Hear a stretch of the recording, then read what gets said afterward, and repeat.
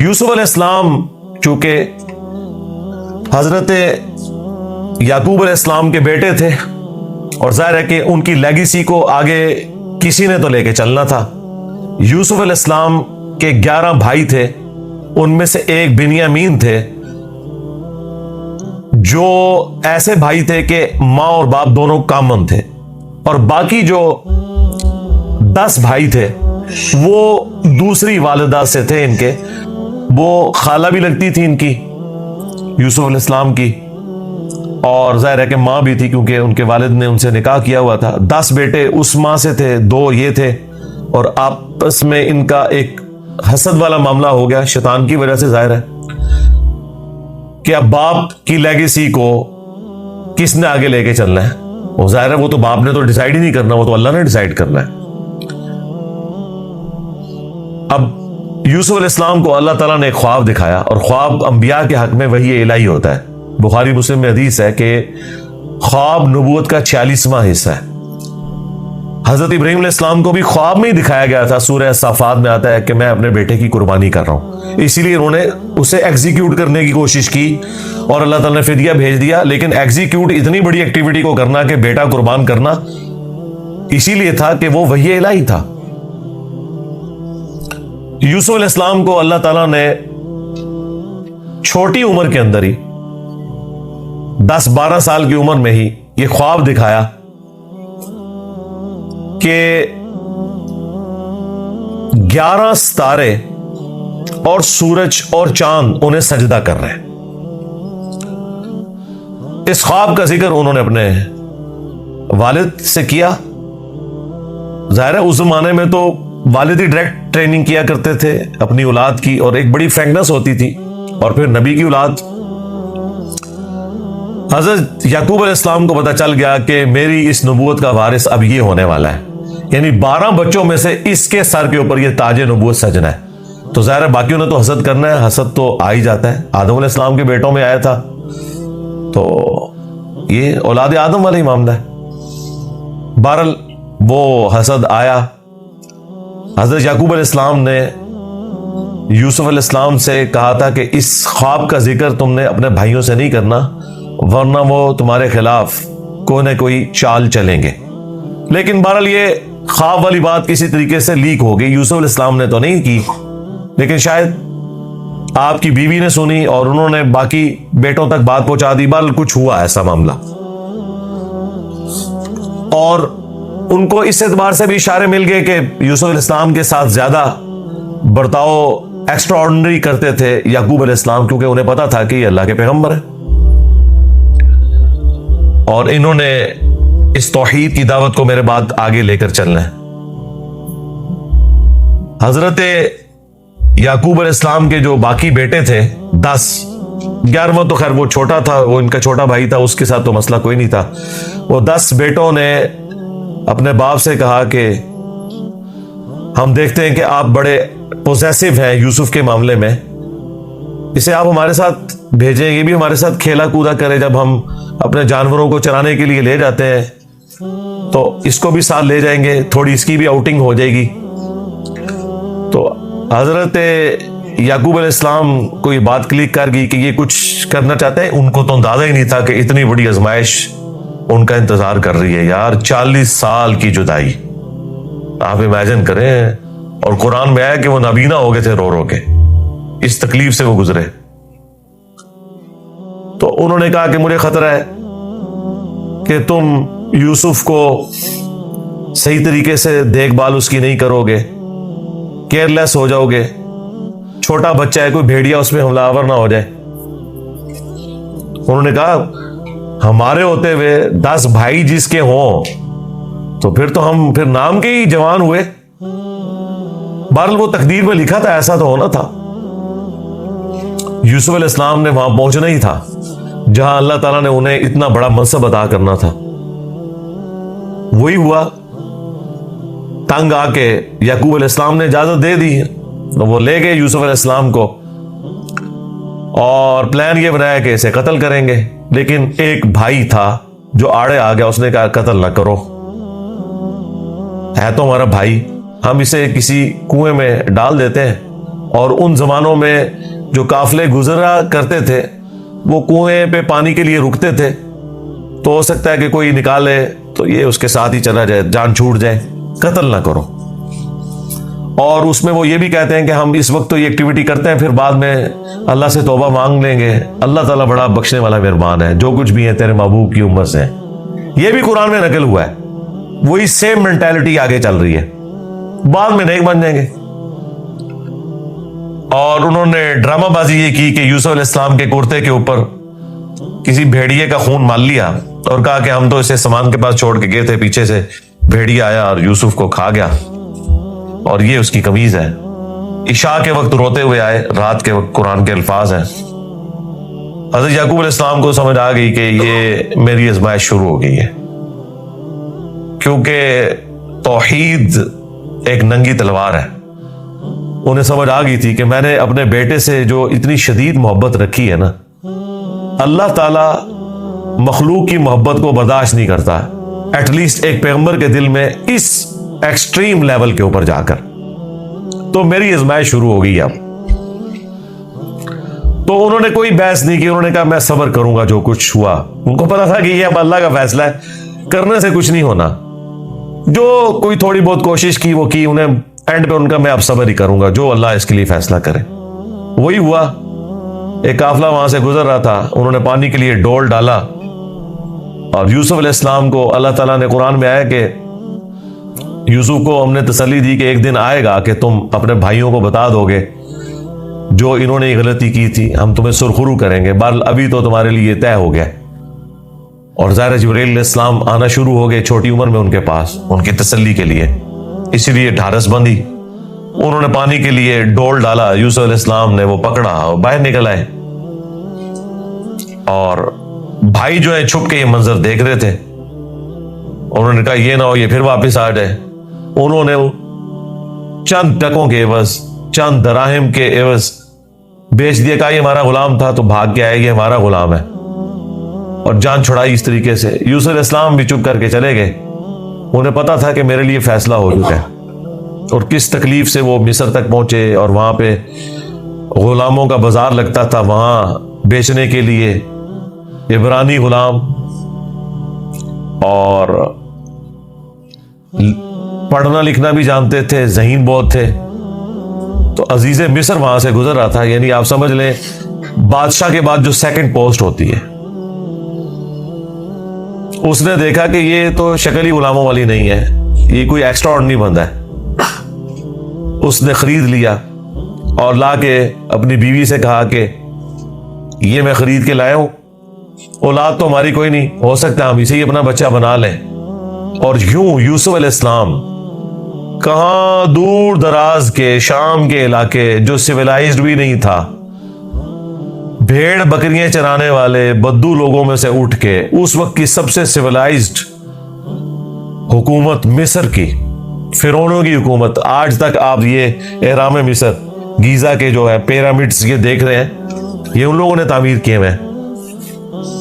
وہاں پہنچ گئے، اور قرآن کے الفاظ ہیں کہ ہم نے یوں اس کے لیے معاملہ آسان کر دیا کہ وہ عزیز مصر کی تربیت میں رہے اور علم حاصل کرے۔ ظاہر ہے کہ وہ کتنی بڑی بڑی میٹنگز ہوتی ہوں گی، جس میں میٹنگ کا ارینجمنٹ کرنا، کھانے پینے کا ارینجمنٹ کرنا، اور ایک خادم کی حیثیت سے باتیں بھی سنتے ہوں گے۔ یوں اللہ تعالیٰ نے ان کی لرننگ کروائی، اور یوں وہ جوانی کی عمر کو پہنچ گئے۔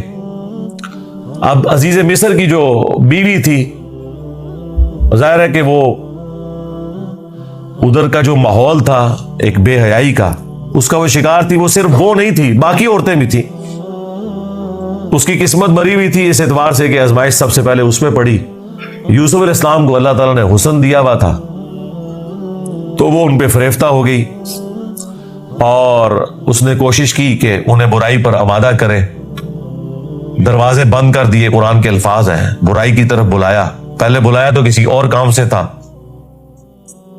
اور اللہ تعالیٰ نے قرآن میں کہا کہ اس عورت نے یوسف کا قصد کیا، یوسف بھی قصد کر لیتا اگر اپنے رب کی نشانی نہ دیکھ لیتا، برہان۔ اور وہ نشانی قرآن میں نقل نہیں ہوئی، اسرائیلی روایتوں میں ملتا ہے کہ ان کو ان کے والد یعقوب علیہ السلام کی شبیہ دکھائی گئی، جو کہ یوں انگلی سے اشارہ کر رہے تھے کہ بیٹا یہ کام نہیں کرنا، اس طرف نہیں آنا، تو وہ بچ کے، ظاہر ہے اللہ نے فرمایا کہ یہ ہمارے مخلص بندے تھے، یعنی مخلص چنے ہوئے، ایک لفظ ہے مخلص جو اخلاص شو کرتا ہے، ہم مخلص ہونے کی کوشش کرتے ہیں، لیکن مخلص پیغمبر ہوتے ہیں جنہیں اللہ اپنے لیے خالص کر لیتا ہے۔ اللہ نے کہا ہم نے بچایا، یعنی انبیاء بھی جو بچتے ہیں نا برائیوں سے، وہ اللہ کی مدد کی وجہ سے۔ بہرحال اس تکلیف سے وہ گزرے، خبر لیک ہو گئی، کیونکہ جب اس نے قصد کیا تو یوسف علیہ السلام بھاگے، اللہ تعالیٰ نے معجزانہ طور پر وہ دروازے کھول دیے، اور یہ سین جس طریقے سے انہوں نے فلمایا ہے پہنچا دیا جی انہوں نے اس جگہ پہ، اس فلم کے اندر ایران والوں نے۔ بہرحال قرآن کے الفاظ ہیں، جب وہ دروازے کے اوپر پہنچے تو وہاں سے عزیز مصر آ گیا، اور پیچھے عورت بھی ہے تو اسے بھی شک پڑ گیا۔ وہاں پہ کوئی سیانہ بندہ تھا جس نے کہا کہ یہ دیکھو کہ اگر یوسف کی قمیض آگے سے پھٹی ہوئی ہے تو یوسف جو ہے وہ مجرم ہے، اور اگر یہ پیچھے سے پھٹی ہوئی ہے تو پھر وہ عورت مجرم ہے، کیونکہ یوسف علیہ السلام بھاگے تھے، اس نے پیچھے دوڑ لگائی ان کو پکڑنے کے لیے، تو پیچھے سے قمیض پھٹی ہوئی تھی اور وہ پیچھے سے پھٹی نکلی۔ ایران والوں نے فلم میں یہ فلمایا کہ وہ ایک شیرخوار بچہ بول اٹھا، لیکن یہ دور کی بات ہے، اگر یہ واقعہ ہوا ہوتا تو سارے کے سارے یوسف علیہ السلام کو اسی وقت نہ مان لیتے کہ یہ تو کوئی عام انسان نہیں ہے۔ مجھے لگتا ہے کوئی سمجھدار آدمی تھا جس نے مشورہ دیا، اور یہ لاجیکل بھی تھا۔ تو عزیز مصر کو پتہ چل گیا کہ اس عورت کی چال ہے، پھر بھی وہ باز نہیں آئی۔ جب اس کی خبر لیک ہوئی تو اس نے کہا میری تو دم کٹ گئی ہے، میں اب ساری عورتوں کی دم کٹواؤں گی۔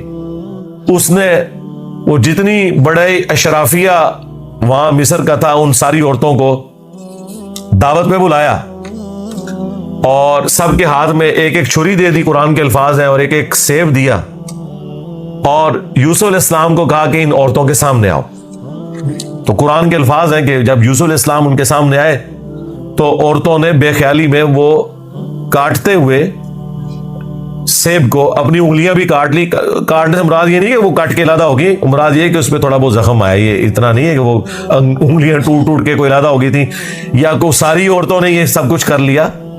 ڈاکٹر صاحب نے اس کی اچھی توجہ بیان کی ہے کہ ہو سکتا ہے کہ کسی عورت کی انگلی زخمی ہو، اور یوسف علیہ السلام جو کہ غلام تھے وہ اس کی طرف متوجہ ہوں کہ میں اس کو پٹی کر دوں یا اس کے لیے کچھ ارینجمنٹ کروں، تو باقی عورتوں نے یوسف علیہ السلام کو اپنی طرف اٹریکٹ کرنے کے لیے جان بوجھ کے خود ہی اپنی انگلی کاٹی ہو کے تاکہ وہ متوجہ ہوں۔ کوئی بار اس طرح کا سلسلہ ہوا ایک ایکسٹرا آرڈنری، اور جب یہ حالت ہوئی تو اس نے پھر کہا کہ ہاں یہ تھا جس کے لیے تم مجھے بات کر رہی تھی، تم لوگ بھی تو اس میں گرفتار ہو گئے۔ اور پھر اس کی ڈٹائی ہے، اس نے کہا کہ میں اسے برائی کی طرف بلا رہی ہوں، اگر اس نے یہ میری بات نہ مانی تو میں اسے جیل میں ڈلوا دوں گی۔ تو یوسف علیہ السلام نے دعا کی کہ یا اللہ مجھے جیل قبول ہے اس برائی کے عوض، کہ میں تیرا مجرم بنوں۔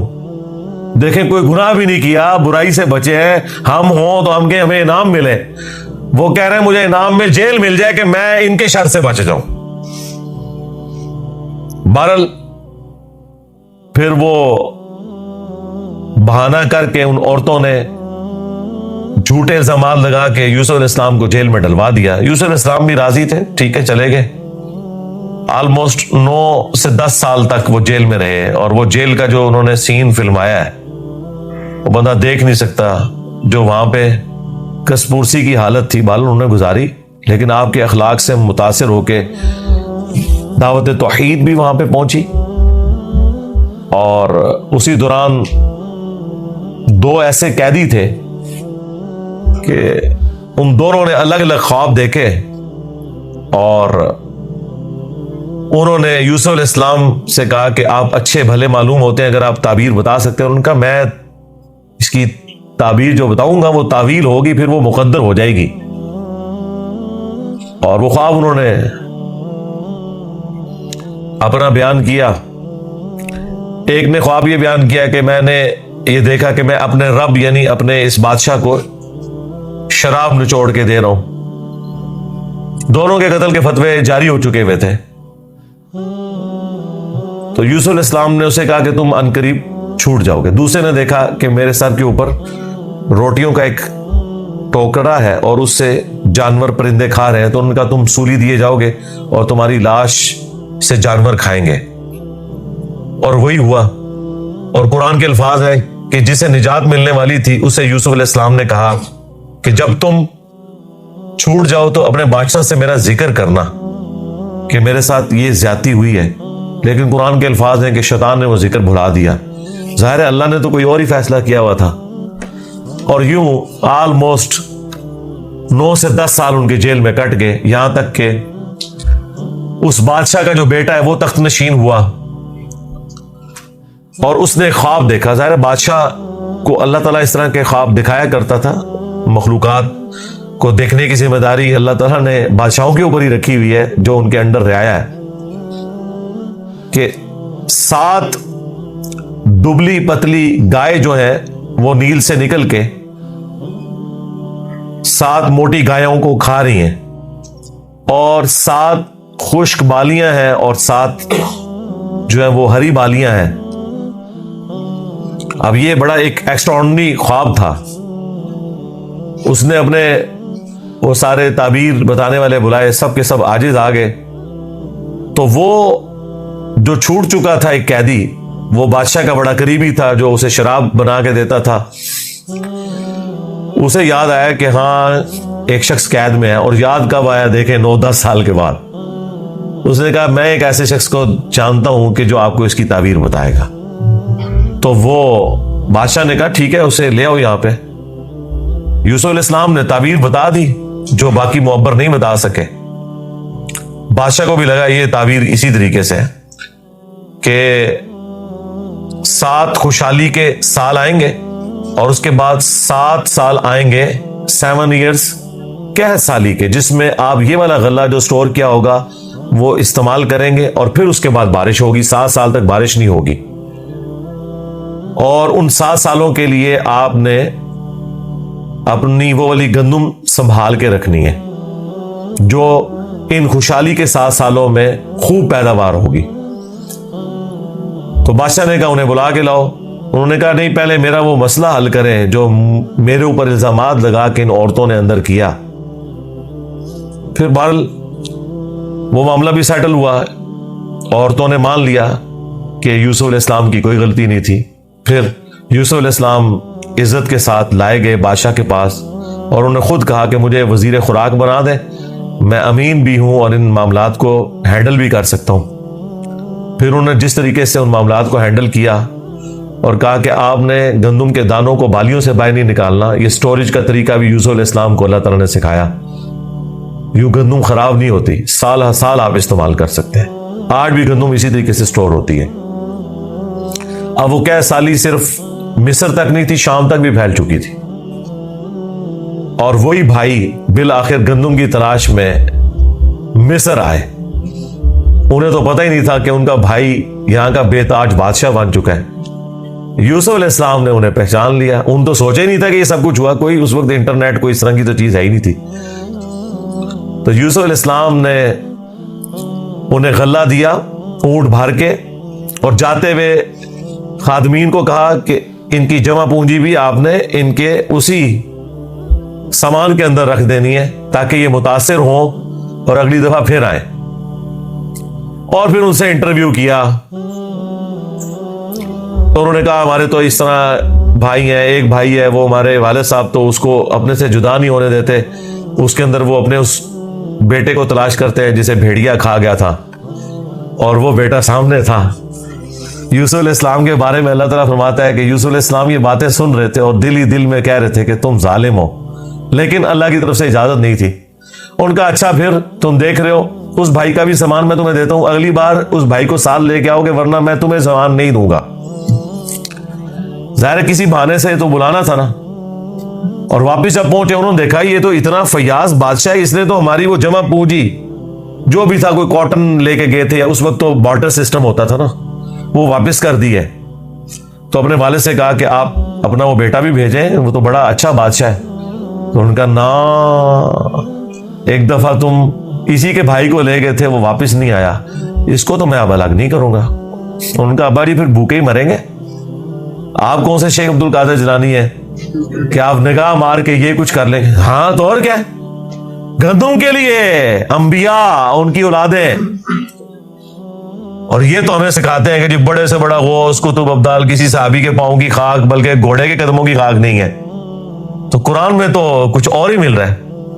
اب بڑی فاقے آ رہے ہیں کہ کیا کریں. ان کا ٹھیک ہے، بس دوسرا بھی اب دیتا ہوں. اور پھر اس میں انہوں نے ایک جملہ بولا کہ قریب ہے کہ اللہ تعالیٰ مجھے میرا یوسف بھی واپس کر دے. انہیں پتا چل گیا کہ ابھی بھی میری آزمائش باقی ہے. میں نے یوسف کو بنیامین میں تلاش کرنا شروع کر دیا تھا، ابھی بھی وہ والی کامل توحید جو اللہ کو ریکوائرڈ ہے نا، جو پیغمبر سے ریکوائرڈ ہے، ایکسٹرا آرڈنری، والذین آمنوا اشد حبا للہ، اس کا بھی اعلیٰ ترین درجہ. تو انہوں نے کہا بہرحال مجھ سے پکا عہد کرو کہ اس بھائی کو واپس لے کے آؤ گے یہاں تک کہ سارے قتل ہو جاؤ، پھر تو معافی ہے، ادروائز تم لوگ زندہ واپس آئے اور اس کو نہ لائے میں تمہیں معاف نہیں کروں گا. ان کا جی ابا جی عہد کرتے ہیں جی، میں فکر ہو جائے آپ، ایسے ہی ہوگا. لے گئے. اب وہاں تو یوسف علیہ السلام نے پلان کیا تھا. جاتے ہی انہوں نے بنیامین کو تو اپنے پاس بلا کے کہا کہ میں تیرا وہ گم شدہ بھائی یوسف ہوں، بلکہ ان کی نظر میں تو وہ سمجھ لیں فوت ہی ہو چکے تھے. اور کہا کہ اپنے بھائیوں کو نہیں بتانا تم نے، میں ایک طریقے سے تمہیں یہاں روکوں گا کیونکہ بادشاہ کے قانون میں تمہیں روک نہیں سکتا. تو اس کے لیے قرآن میں الفاظ ہیں کذالک کدنا لی یوسف، ہم نے یوسف کو یہ تدبیر سکھائی تھی، یہ ایک ہیلا سکھایا کہ وہ بادشاہ کا ایک قیمتی پیالہ تھا جو بنیامین کے سامان میں انہوں نے واپسی پہ رکھوا دیا، اور جب وہ واپس جانے لگے تو پیچھے سے آواز لگائی گئی قافلے والوں تم چور ہو. اور یوسف علیہ السلام کو پتا تھا کہ بنی اسرائیل میں چوری کی سزا یہ ہے کہ وہ شخص پھر غلام بن جاتا ہے جس کی اس نے چوری کی ہوتی ہے. ان کا بتاؤ اگر کوئی چور نکلا، ان کا جی جس کے سامان میں نکلا وہ آپ رکھیں اس بندے کو. تو انہوں نے مختلف جگہ سے شروع کیا، بنیامین سے سٹارٹ نہیں کیا ورنہ تو پلان ڈسکلوز ہو جاتا. الٹیمیٹلی بنیامین کے سامان میں سے نکلا. تو انہوں نے کہا ہاں اس کا بھائی بھی اسی طرح چور تھا، اندازہ کریں ہر جگہ وہ ٹھونگ مار دے سن نال. تو اچھا یہ پھر ایران والوں نے اس فلم میں کھولا ہے کہ وہ کس چوری کی طرف اشارہ کر رہے تھے. وہ یوسف علیہ السلام سے ان کی پھوپھی بڑی محبت کرتی تھی، وہ لے گئی تھی اور وہ ان کو اپنے پاس رکھنا چاہتی تھی. تو انہوں نے کہا کہ میرا فلاں قیمتی کپڑا جو ہے وہ چوری ہو گیا، حالانکہ وہ چوری نہیں ہوا تھا. اور وہ یوسف علیہ السلام کے سامان سے انہوں نے ریٹریو کیا، اور اس کے بدلے میں یعقوب علیہ السلام کو کچھ عرصہ اپنے اس بیٹے کو اپنی بہن کے پاس چھوڑنا پڑا. تو یہ ان کو کلک کر گیا آئیڈیا، یہی والا آئیڈیا انہوں نے اپنے بھائیوں کے اوپر بھی اپلائی کیا. اور ان کے بھائیوں کا بھی اشارہ اسی طرف تھا کہ اس نے تو بچپن میں اس کا بڑا بھائی بھی چور تھا، حالانکہ اس نے چوری نہیں کی ہوئی تھی، نہ ادھر چوری والا معاملہ تھا. بہرحال ان میں سے ایک بھائی نے کہا بھائی میں تو اب واپس نہیں جاؤں گا، میں تو ابے سے عہد کر کے آیا ہوں کہ بھائی میں تو اپنے بھائی کی یاد میں ادھر ہی رہوں گا جب تک کہ کوئی معاملہ نہ ہو. تم لوگ جاؤ نا ذرا اور جا کے ابا جی کو ساری صورتحال بتاؤ، اور بتاؤ کہ تمہارا یہ بیٹا چور نکلا ہے اور ہم لاکھ قسمیں کھائیں آپ نے ماننا نہیں ہے. تو وہ چلے گئے واپس. پھر حضرت یعقوب علیہ السلام نے ایک خط روانہ کیا، ریکویسٹ بھیجی عزیز مصر کو. انہیں تو نہیں پتا تھا کہ ان کا بیٹا ہی ہے، اور وہ بڑے دردناک انداز میں انہوں نے اس فلم میں فلمایا. الٹیمیٹلی جب وہ اگلی دفعہ واپس آئے، ان کا ہمارے ابا جی تو پہلے ہی نابینا ہو چکے ہیں، اب یہ دو جدائیاں کیسے برداشت کریں گے، آپ رحم کریں، ہم پہ ترس کھائیں.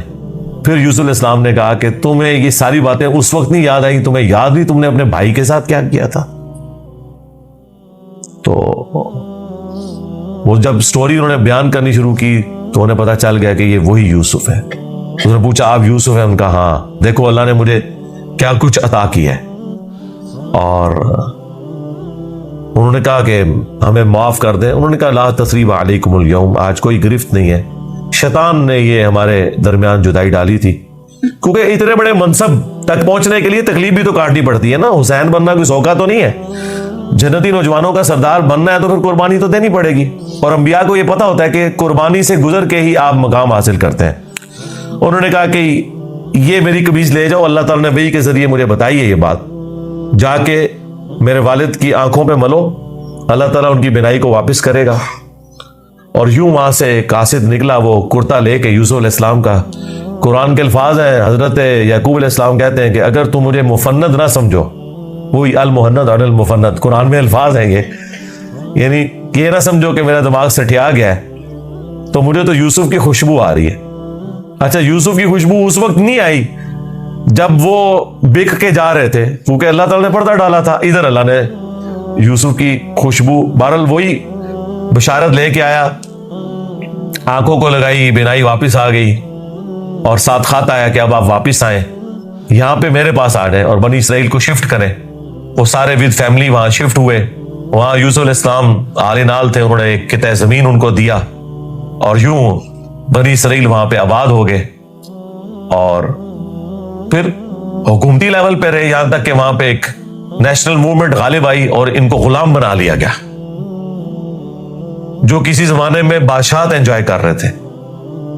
اور پھر ان غلاموں میں اللہ تعالیٰ نے حضرت موسیٰ علیہ السلام کو مبعوث کیا اور فرعونیوں سے نجات دلوائی, ایک منجی اور ہادی بنا کے. اور پھر وہ جاتے ہوئے المستدل الحاکم میں آتا ہے, یوسف علیہ السلام نے وصیت کی تھی کہ جب کبھی بنی اسرائیل یہاں سے شفٹ ہو تو میری لاش بھی لے جانی ہے. پھر وہ لاش بھی لے گئے, اس پہ میری تفصیلی ویڈیو ریکارڈ ہے, آپ یوٹیوب پہ دیکھ سکتے ہیں. یہ پورے کا پورا ایک معاملہ تھا. اور پھر وہ آخر میں وہی ہوا کہ سجدہ تعظیمی کیا یوسف علیہ السلام کو ان کے بھائیوں نے اور ماں باپ نے. ان زمانوں میں سجدہ تعظیمی جائز تھا, جس طرح کہ آدم علیہ السلام کو فرشتوں نے کیا. اس امت میں حرام ہو گیا. ابو داؤد میں اور ترمذی میں حدیث ہے کہ اگر میں سجدہ تعظیمی جائز سمجھتا تو بیویوں سے کہتا کہ اپنے خامدوں کو کریں اس حق کے سبب. ابو داؤد میں تو الفاظ ہیں, ایک صحابی نے حضور کو سجدہ کیا, آپ نے فرمایا سر اٹھا کیا کر رہے ہیں, جب میں فوت ہو جاؤں گا تو میری قبر سے گزرو گے تو کیا مجھے سجدہ کرو گے؟ انہوں نے کہا نہیں یا رسول اللہ. فرمایا مجھے کیوں سجدہ کر رہے ہو؟ اگر میں سجدہ جائز سمجھتا تو بیویوں سے کہتا کہ اپنے خامدوں کو کریں. اور یہ سجدہ تعظیمی, سجدہ عبادت ہمیشہ سے اللہ کے لیے رہا ہے. جبرائیل علیہ السلام نے حضرت آدم کو سجدہ عبادت نہیں کیا, سجدہ تعظیمی تھا. ان زمانوں میں ٹو باؤ ڈاؤن بھی ہوتا تھا, جھکا بھی جاتا تھا. ہمارے نبی علیہ السلام پر اللہ تعالیٰ نے جو ختم نبوت فرمائی تو توحید بھی ایسی کامل کی ہے کہ اب یہ سب کے سب معاملات ختم. ختم نبوت کی برکت سے کشف, الہام, یہ سب کچھ ختم غیر نبی کے اوپر, سوائے بخاری مسلم میں مبشرات, وہ بھی خواب. وہ اللہ کی طرف سے بھی ہو سکتے ہیں, شیطان کی طرف سے بھی ہو سکتے ہیں, نفس کی طرف سے. وہ تو وقت پورا ہوگا تو پتہ چلے گا یہ سچا ہے یا جھوٹا ہے. باقی نبی علیہ السلام نے کہا اب یہ نبوت کی خبریں ختم ہو چکی. اگلے زمانوں میں یہ ہوتا تھا, اللہ تعالیٰ غیبی خبریں دیا کرتا تھا غیر انبیاء کو بھی. اور اگلے زمانوں میں یہ بھی تھا کہ سجدہ تعظیمی ہوتا تھا. اللہ تعالیٰ نے توحید بھی اس امت میں کامل کی کہ سجدہ تعظیمی بھی حرام کر دیا, اور اب کسی کے لیے سجدہ نہیں ہے. بل وہ سجدہ کیا تو حضرت یوسف علیہ السلام نے کہا ابا جان یہ دیکھ لیں, یہ تعبیر ہے میرے اس خواب کی جو میں نے وہ بچپن میں دیکھا تھا. سرکار وہ خواب بڑا دیکھا ہے, وہ تعبیر ہوندے اس کا مزہ لوٹنے کے لیے 40 سال کی مشقت, جدائی, وہ بڑی تکلیف دہ چیز ہے. وہ جو آخری سین انہوں نے فلمائے ہیں نا, یعقوب علیہ السلام اور یوسف علیہ السلام کی جو ملاقات والا سین ہے, وہ بندہ دیکھ نہیں سکتا. اس زمانے میں انہوں نے پہنچا دیا جی, جو ایران والوں نے وہ ڈرامہ سیریل بنائی ہے 45 اقساط کے اندر. بہرحال الٹیمیٹلی اللہ تعالیٰ نے اس سے نبی علیہ السلام کو بھی بتایا کہ اگر آپ اس تکلیف سے گزر رہے ہیں نا, تو یوسف علیہ السلام نے بھی تکلیف کاٹی. ہمارے نبی کی تکلیف پھر اس لیول پہ نہیں گئی, اللہ تعالیٰ نے 8 سال کے اندر ہی فتح مکہ کروا دیا. لیکن بہرحال انبیاء کو کیسی کیسی تکلیف اٹھانی پڑتی ہیں. یہ واقعات سننے میں بڑے انٹرسٹنگ تو فیل ہو رہے ہیں, لیکن جب آپ وہ فلم دیکھیں گے نا تو آپ کو اندازہ ہوگا کہ جس پہ یہ گزر رہی تھی اس کے لیے کتنی تکلیف دہ چیز تھی. ایک ایک لمحے پہ تکلیف جوڑی ہوئی تھی, اس کو ہم امیجن بھی نہیں کر سکتے. آج بات کرنا آسان ہے. اللہ تعالیٰ نے انبیاء کرام علیہ السلام کو تکلیف سے گزار کر مرتبہ دینا ہوتا ہے. ہمارے نبی علیہ السلام کو بھی اللہ تعالیٰ نے اتنا جو اعلیٰ مقام عطا فرمایا تو اس کے اگینسٹ پھر انہیں تکلیف بھی برداشت کرنی پڑی.